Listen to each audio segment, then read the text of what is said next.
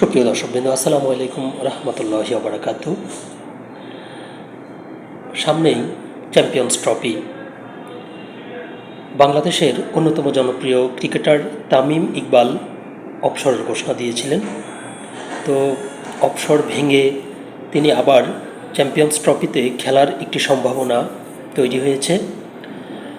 তো এটি নিয়ে একটি সংবাদ প্রকাশিত হয়েছে। চলুন দেখি আমরা সংবাদটির বিস্তারিত কী লিখেছে। দলে ফেরা প্রসঙ্গে বিসিবিকে যা বললেন তামিম। চ্যাম্পিয়ন্স ট্রফি উপলক্ষে আগামী 12ই জানুয়ারির মধ্যে 15 জনের প্রাথমিক স্কোয়াড পাঠাতে হবে টুর্নামেন্টে অংশ নিতে যাওয়া 8 দেশকে। দল গোছানোর প্রক্রিয়া শুরু করেছে বাংলাদেশও। তাই তো দীর্ঘদিন জাতীয় দলে না খেলা তামিম ইকবালের ব্যাপারে সিদ্ধান্ত নিতে তার সঙ্গে বৈঠক করেছে বাংলাদেশ ক্রিকেট বোর্ড। আজ বুধবার সিলেটের গ্র্যান্ড সিলেট হোটেলে নির্বাচক কমিটির সঙ্গে 2 দফা বৈঠক হয় তামিমের। প্রথম দফায় আন্তর্জাতিক ক্রিকেটে আর না খেলার সিদ্ধান্ত জানিয়ে দেন তামিম। পরে নিজেদের মধ্যে আলোচনা করে নির্বাচকরা আবারও তামিমের সঙ্গে কথা বলেন। সেই আলোচনার পর কিছুটা ইতিবাচক ইঙ্গিত দেন এই ওপেনার। চূড়ান্ত সিদ্ধান্ত দিতে 2-3 দিনের সময় চেয়েছেন তিনি। আজ আলোচনার পর বিসিবির প্রধান নির্বাচক গাজী আশরাফ হোসেন সাংবাদিকদের জানান, চ্যাম্পিয়ন্স ট্রফিতে খেলার ব্যাপারে পরিবার ও শুভাকাঙ্ক্ষীদের সঙ্গে কথা বলে সিদ্ধান্ত জানাবেন তামিম।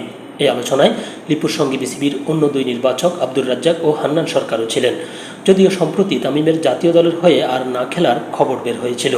পাকিস্তানের সাবেক ক্রিকেটার ও বর্তমান বিপিএলে চিটাগং কিংসের শুভেচ্ছাদূত শহীদ আফ্রিদির ইউটিউব চ্যানেলে তামিমকে বলতে শোনা গিয়েছিল, আন্তর্জাতিক ক্রিকেটে আর ফিরছেন না তামিম। সাংবাদিকদের গাজী আশরাফ হোসেন বলেছেন, আলোচনার সঙ্গে সঙ্গে ফল আসে না। খেলোয়াড়দের ফেরত আসার ক্ষেত্রে বন্ধুবান্ধব, পরিবার, শুভাকাঙ্ক্ষীদের সঙ্গে আলোচনার বিষয় থাকতে পারে। আলোচনার বিষয়টা আমাদের মধ্যেই থাক।